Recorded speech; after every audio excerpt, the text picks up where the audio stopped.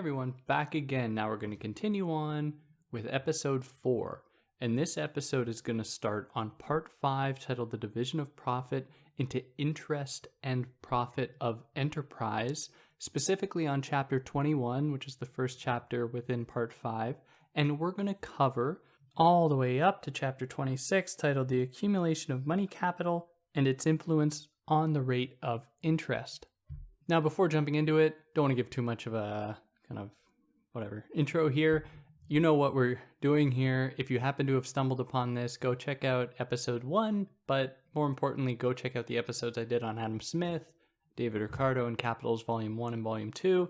For those of you who've been listening this whole way, I really commend you. You're doing the Lord's work. You're doing some kind of deity's work. And if you want to help me out, sharing this would really be the best way to do it, but you could help me out monetarily via Patreon or PayPal, but obviously no pressure. Or you could find ways to follow me other than on here. And you can find links for those things in the descriptions if you want to help me out that way. So yeah, don't want to take up any more of your time with that. Let's jump into chapter 21 here, Interest-Bearing Capital. The beginning of part 5 begins. So just as a quick reminder, the end of the last episode discussed commercial capital. Now we're going to consider interest-bearing capital. So interest-bearing capital refers to a situation where somebody with money lends money to someone else who will then make a profit and then have some of that profit go back to the person that lent that money. So this will be interest. And, chances are we all know what this is. You lend somebody money and say, you have to pay me back this amount of money that I've lent you plus 10% after a month or after however long. Now that 10%, that addition on top of what you lent out is interest. So let's say, for example, Bill, the lender, lends out $100 to Sally for her business. So Sally spends $100 on machines that earn her, coupled with real human labor, earn her $120. So let's say the interest rate is 5%. That means Sally is going to have to pay back $105 to that lender because you have the $100 that was first lent plus 5% interest, which would be $5 on top of that 100. So at the end of the day, because she earned $120 from her business, she's been able to keep $15. So they've both come out ahead. The lender has earned $5, and Sally, the capitalist, has earned $15. So the equation for this looks like this, and this isn't totally important, but just for anyone who's curious. So if you would recall, the movement of capitalist production goes commodity turns into money, which is turned into commodity prime, more commodity in the form of means of production that have been valorized, that can then earn you more money and so on. And with commercial capital, the process goes, you start with money, you buy a commodity, and then you sell that commodity to earn you money prime, more money on top of the initial money that you earned. So in this situation with interest, what you have is money lent out as money, the exact same thing, so $100 lent out at $100, to then do the process, the capitalist process to make a commodity, which is then sold to make money prime, which part of that is then given back in the form of money prime back to the lender. So normally, under capitalist production, the process of valorization goes as follows. As I've already said, you have money, you invest it in your business, and then you're going to use that to then earn more money that will then work to go back into your business to earn you more money and so on. With interest, on the other hand, or when interest enters the equation, something else happens. Money is lent out to be valorized somewhere else.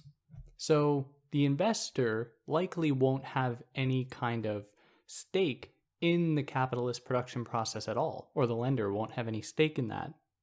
So their money is just going to valorize. It's just going to be turned into, like in the case of Sally and Bill, from $100 to $120 by somebody else. So from the perspective of the lender, the money itself takes on the form of capital. It is seen as being self-valorizing, as though money just somehow equals more money. Now, some economists, even socialist ones like Proudhon, viewed this as a negative phenomenon because it was essentially a situation in which the investor, the lender, would earn money for doing nothing. They didn't put any production in motion or put in any effort, really. And he viewed this as a negative phenomenon. And while that's kind of true, Marx clarifies that really it's the whole capitalist production process that is usury. It is the act of stealing from laborers. And it doesn't really matter that there are these other people taking this non-working cut, because there are many instances, of course, where capitalists do absolutely nothing, yet earn exorbitant profit on top of everything, or because of all the surplus value they extract from laborers.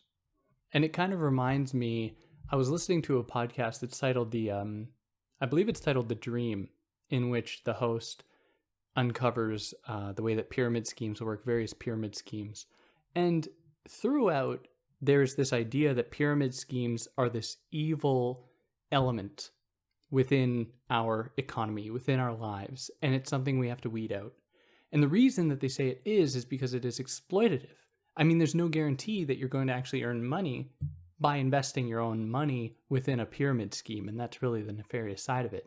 And I think that pyramid schemes are reprehensible, and they have to be challenged and really done away with yesterday.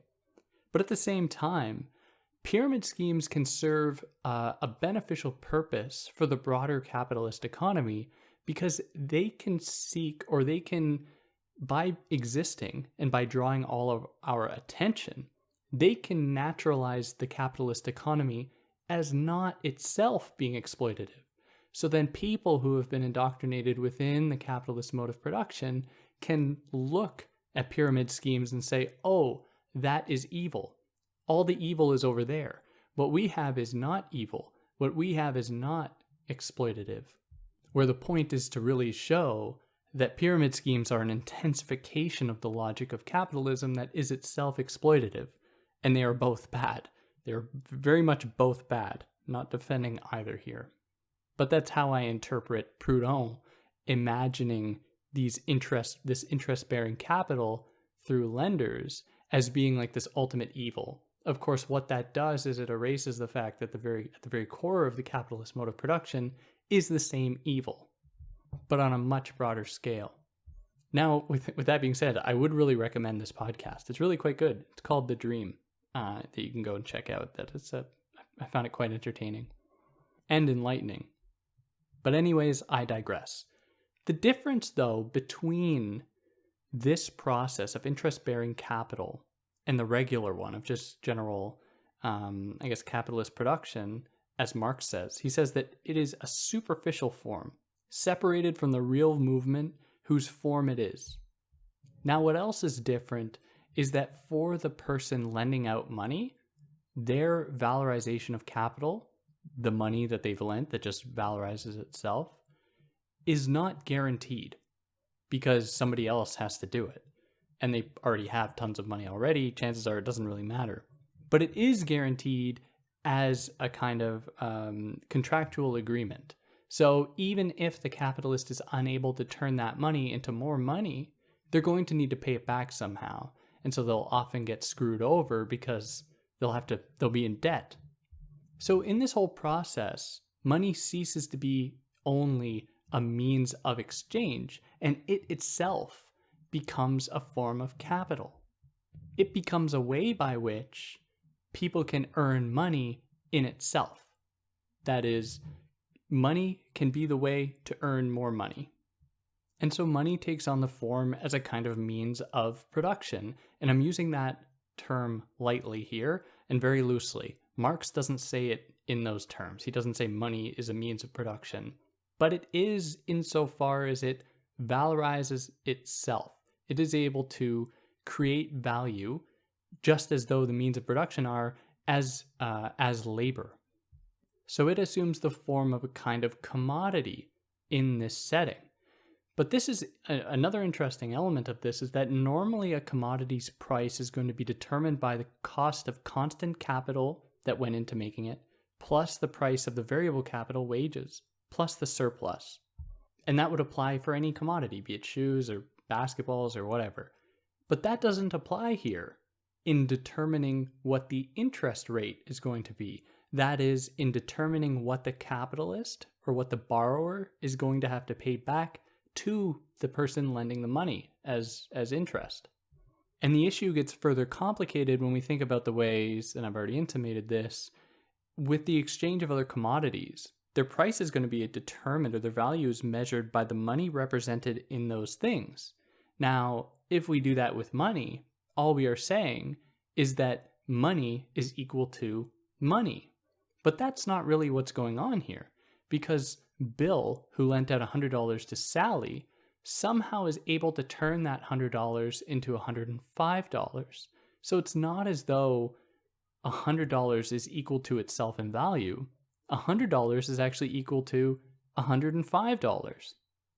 And how can this be? How can money equal more money, more than itself? Well, one way that it can do it is by the promise of the capital that it can afford later on, what he calls potential capital. So that $100 can be worth $105 in that there is the promise that there can be new things purchased with that extra money that will be necessary with the use of that extra money. But this makes it difficult to ascertain an actual value of money. How come $100 is actually equal to $105 with an interest rate of 5% and not $110, which would be an interest rate of 10%, or $120, interest rate of 20%, and so on? Why is an interest rate what it is? And I just saw that the Bank of Canada just released their interest rate for the year as kind of an aside. And you can check out your own country's interest rate quite easily just online if you were interested in that.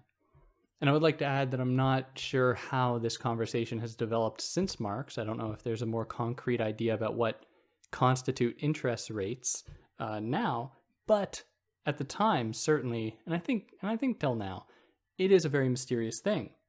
So normally, supply and demand is going to determine the natural price of a given good.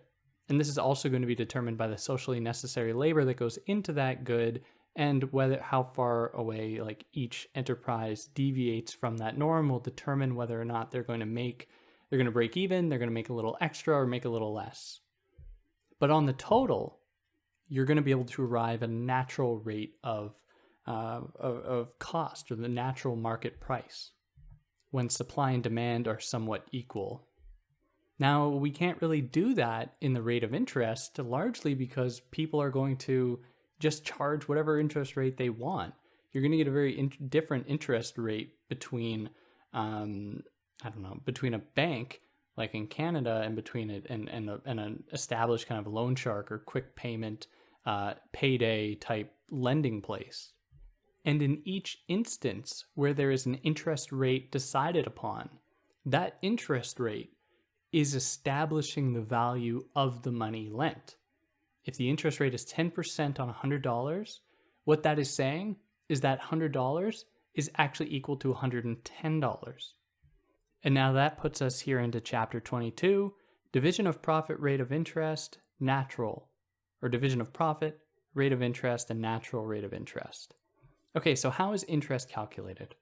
Well, it can't really exceed profit earned from business or from borrowed person, because then they wouldn't be able to actually pay it back. So if the borrower, in the case we already talked about, Sally, earns that $120 from their capital, they couldn't then pay 25 with a 25% interest on the $100 that she borrowed. She couldn't pay 25 back, because then she'll just be earning less than she's making, and that can't be sustained.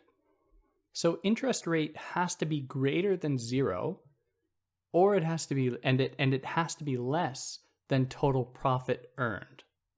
So on its face, it makes sense then that as the profit rate goes up and more profit is earned, the interest rate will also go up, because interest is going to be determined in accordance with the profit rate. And we're going to find later on that there's a very similar, there's a similarity here between interest and rent. But I'm jumping ahead a little bit. So interest is going to need to come out of profit rate. So profit rate goes up, likely interest rate is going to go up, but there are exceptions. So if there's a period of crisis, when many people are borrowing money, lenders might raise their interest rates. And in this crisis, the overall average profit rate may be quite low.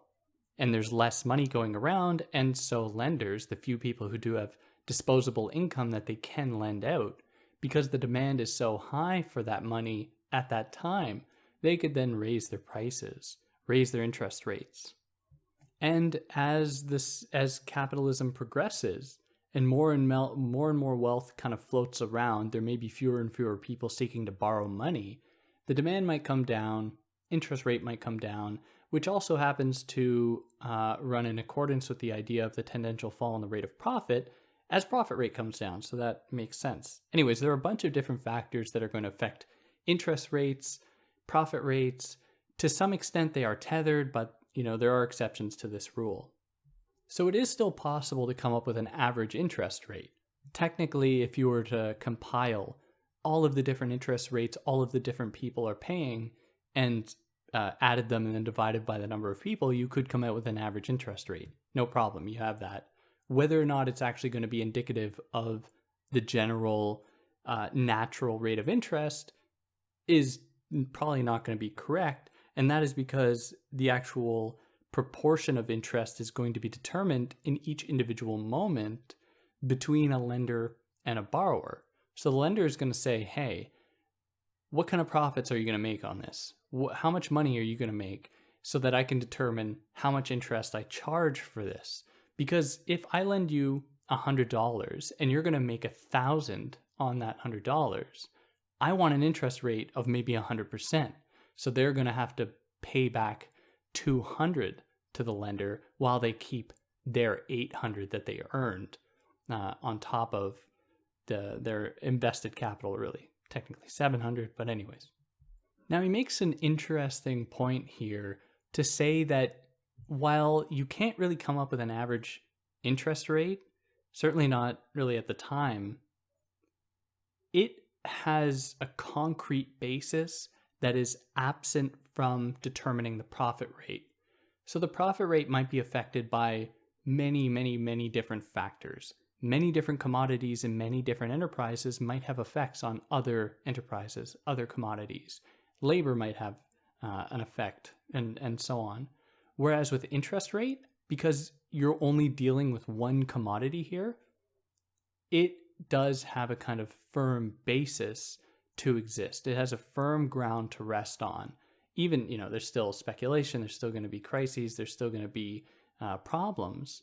It does rest upon a somewhat firm basis, being a single commodity that self-valorizes, and that is money.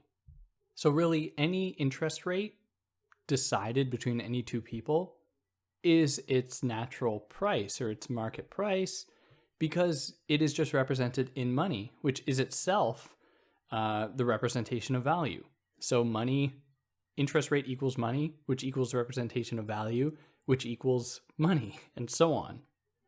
Now I want to do something I don't normally like doing, and that is I want to read a little segment from the text here. And I'm taking this from the Penguin edition, the really thick 1,000-page Penguin one, the Penguin Classics one, which not a sponsor, but anyways. On page 491, the second paragraph, I'm pretty much going to read a couple of chunks out of this paragraph.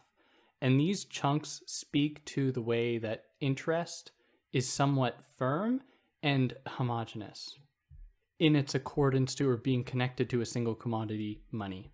So he writes this: these are some of the reasons why the general rate of profit presents a blurred and hazy picture compared with the sharply defined rate of interest, which, although its level fluctuates, always confronts the borrowers as fixed and given, because it fluctuates in the same for them all.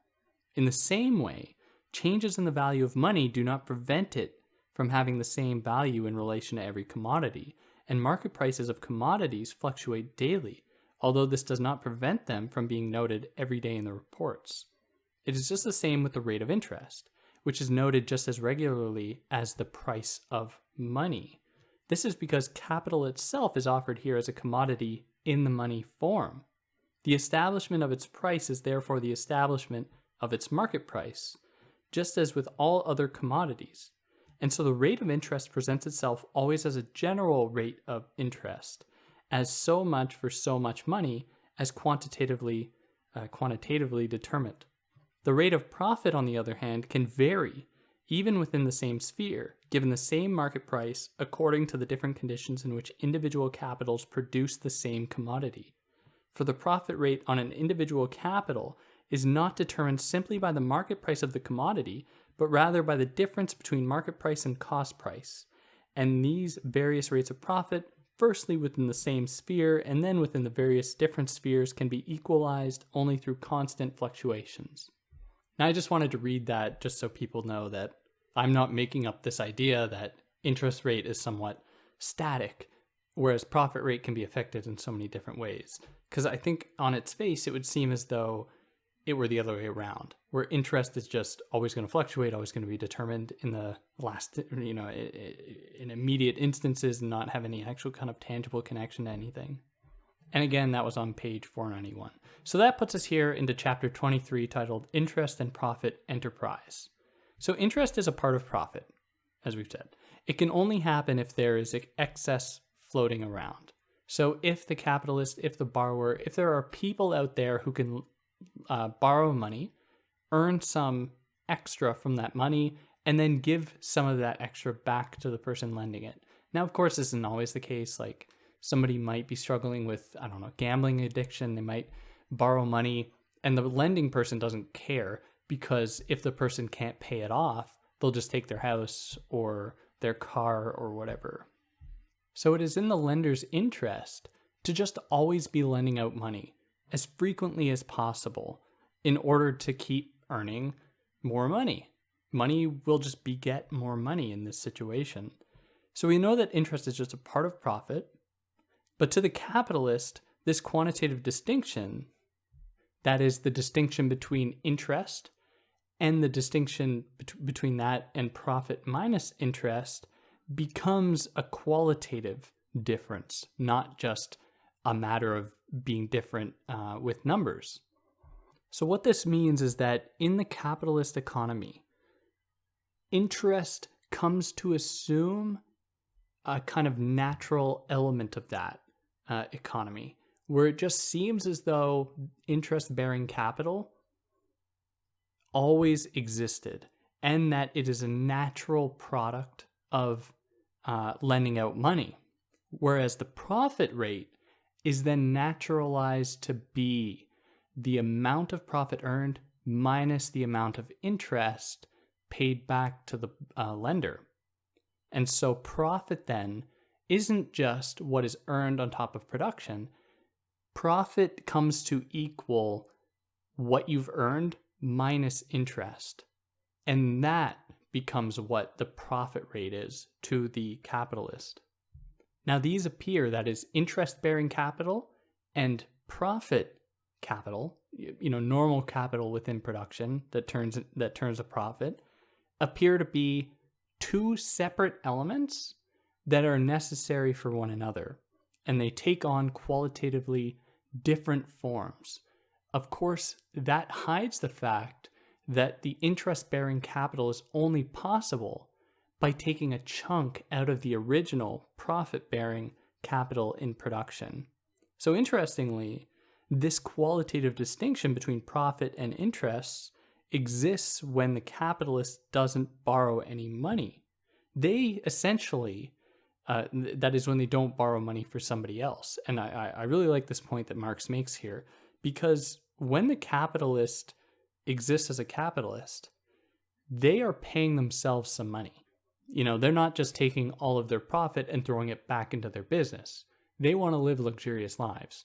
They want to take a good chunk of that money too and buy yachts with it and buy fancy cars and big houses. So they pay themselves as though they borrowed capital from themselves and view the rest of it as the natural result of production. So it's almost like they view that amount that they give to them back to themselves as the interest, and the rest that goes back into production as profit. So this leads him to make a pretty substantial claim, and that is that profit of enterprise does not form an antithesis with wage labor, but rather an antithesis with interest. And that is because profit rates are going to be determined by the natural rate of interest, or the established rate of interest, where a capitalist is not going to be able to make any money, or the amount of money they're going to make is determined by how much they're going to have to pay back in interest, which is going to determine their profit rate. Wage labor is not going to have this effect. And certainly at the time when there wasn't strong legislations establishing minimum wages, there were to some extent, but not like quite as established as it is today. Wage labor didn't pose as much of a problem to earning profit, and it doesn't today. Don't think that, in Canada here, like a $13 minimum wage is really doing anything, but the point being, of course, that interest is what stands in opposition to profit, and it limits profit. So the lender and the capitalist are antithetical to one another, even if they are the same person, like where I said that the capitalist pays themselves. And so they almost take on a dual character. They are both a capitalist and a lender earning interest. And even if they are the same person, they exist in an antithetical relationship to one another. They conflict. And this distinction, this conflict, is super important for capitalist production for one other very important reason. And that is that the capitalist can then point to the lender as the unproductive one. And what this does is it serves the end of making the capitalist feel as though they are actually part of the production process, when in fact, all they're doing is exploiting the labor of others. But because there are these people out there that make money for doing absolutely nothing, the capitalist can then make it seem as though they are actually buddy-buddy, they are actually on the same side as the workers. So this whole discussion of the lender and the capitalist being antithetical to one another assumes more of this is more of an observation about how things appear to the capitalist, not necessarily how things actually are. So it appears as though here then that production is somehow separate from capital, and that money capital is just capital earning more capital without any work. And this just hides the fact that even in capitalist production, it's almost by magic, just like the capitalist views the lenders. It's only by magic that capital is actually able to valorize itself. Somehow you're able to get money by selling, you have money, buy a commodity, and somehow are able to make that more money through some hocus pocus. So profit here appears as a kind of wage for the capitalist. At least that's what they tell themselves. I mean, this is all the way that they sell this idea to themselves and how vulgar economists like to think about it. It appears as though that the capitalist is just earning a wage like anybody else, and they are beholden to the lender. And to some extent, there is a truth to that. I mean, lending is not a great thing either, but they are able to hide the fact that they are complicit in that exact same, schematic, the same schema that make it so that they are able to earn more and more money from less and less and to exploit labor. And not to mention that, of course, all of this just hides the fact that profit and interest really only both derive from surplus value, from workers' labor being exploited, their labor power being exploited. So that puts us in chapter 24, interest-bearing capital as the superficial form of the capital relation. So interest-bearing capital, that is money just valorizing itself, becoming money prime as though by magic, is the most superficial and fetishized form of capital. That is money that creates more money. It is totally fetishized because as a commodity, money valorizes itself without production. And this is the ultimate tautology. Money has become self-valorizing capital that is represented in money. Now, earlier we mentioned that the capitalist can take on this kind of dual role as a capitalist in production and as somebody paying themselves interest. And this shows the extent to which the entire process of capitalist accumulation is really just the accumulation of compound interest, in Marx's words. Now, I really want to stress the absurdity of the whole thing, even in the most rudimentary form of capitalist production without lenders, without like banking lenders existing in certain places, just sitting on hordes of money that they're able to lend out. Where in capitalist production, you are able to just transform something into greater than itself. You are almost able to create matter, which is just totally absurd. And what is even more absurd about this, as he's already shown, is that the profit rate falls as capitalism progresses. And additionally, the amount of value bestowed or then contained within commodities made decreases. And the reason that it decreases is because there's less living labor going into making these objects, making these commodities, and there's more reliance upon automation. Now, to some extent, I don't think Marx fully grasped how globalization would affect this process, how facilitated means of exploitation of cheap labor in different parts of the world would affect this process. At least we don't get that in the 3 volumes of Capital here. And so despite the fact that there is so much technology pointing to automation, so many industries still seek real living labor overseas. So American companies will go to Mexico, Bangladesh, Taiwan, China, to get super cheap labor in order to keep their profits super high, which signals that there's so much more to be earned out of real living labor, even if it means transporting goods across the world, transporting goods all around the world. It is still cheaper to do it that way. It is still more possible to earn more that way than it is to rely exclusively upon automation. So something like in North America, like a robot tax or a tax on what machines are making in terms of money for capitalists. If there's a tax, we have to also reckon with the fact that the only way that this is made possible is largely because these industries are still seeking cheap labor overseas. And so while it might be all well and good, certain people on Earth can live in at least ostensibly live in a kind of tech utopia, that is going to be dependent upon people still being exploited just unimaginably all across the world. Which is why it's important when imagining a post-capitalist world to include a global perspective, to include other people that will also no longer be exploited here. And I think that we get this in Marx, workers of the world unite, but I often see it get excluded in certain Marxist circles. And that, I'm digressing, that puts us into chapter 25, Credit and Fictitious Capital.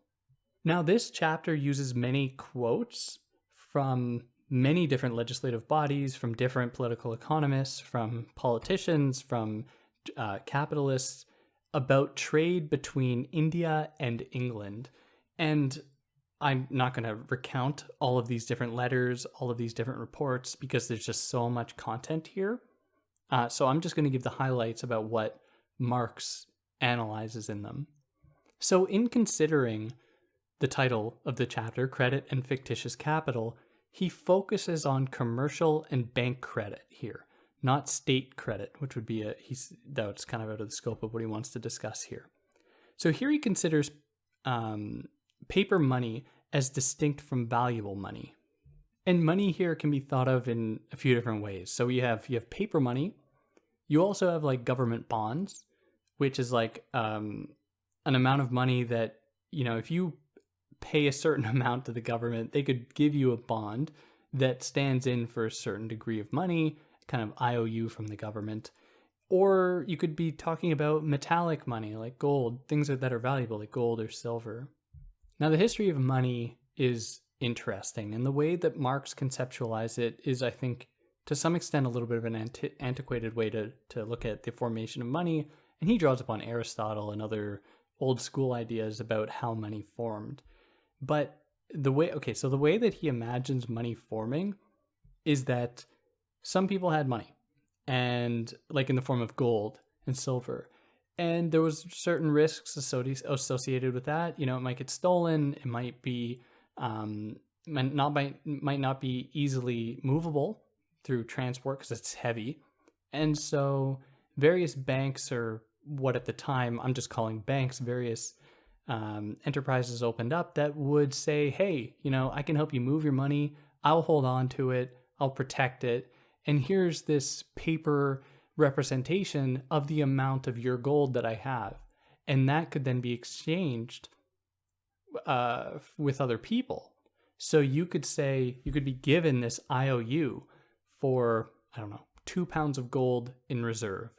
And then you could say, you could go up to somebody who has a house that you like and say, hey, I have this IOU that you could take to the bank to take out this 2 pounds of gold. Can I have your house for it? You know, this is a very basic way that money began as a kind of universal currency. Of course, this excludes the fact that there were other factors here, like state power and state control that mandated the use of money. But, you know, put that aside for now. Now, as paper money could be accumulated, this opened up the door for credit and for the promise of earning more money. So if you didn't necessarily have money on you, you could give the promise, an IOU, that you'll pay somebody for it later. And this will open up the door for, and Adam Smith writes about this, and Marx writes about this in other places, that this made it possible for people to start opening businesses that previously couldn't. So they could go to the bank and say, hey, here's my plan. With this plan, I'm going to be able to make X number of dollars. Will you loan me, I don't know, £1,000 to $1,000 to open this business that will make me X amount? And they'll say, yeah, sure. Here's credit. Here's $1,000 in credit. Have fun. So banks can do this, or any enterprise can do this, because they borrow money from people. They accumulate money en masse from people and pay them less than they are going to charge people to borrow that money, which is really what happens when you open up a bank account. Like in Canada, you open up a tax-free savings account, or you have a sum of money in a high-interest savings account. Like, that money is earning money because there are investments going on. That money is being lent out to other people, and you are earning money for having put your money in this place. And one of the other consequences of this is that it's going to open the door for speculation, because you're able to, speculate you're going to earn X number of dollars, or other people are going to be able to look at you and speculate whether you're going to earn the amount of money you say you're going to earn, and hence the stock market. At least we'll talk about this more as we go on, but the stock market opening up as a possibility for other people to have a part in production. What Marx says is kind of an ideal image, or a way to conceptualize a post-capitalist world to some extent, which we'll get into in one of the next parts.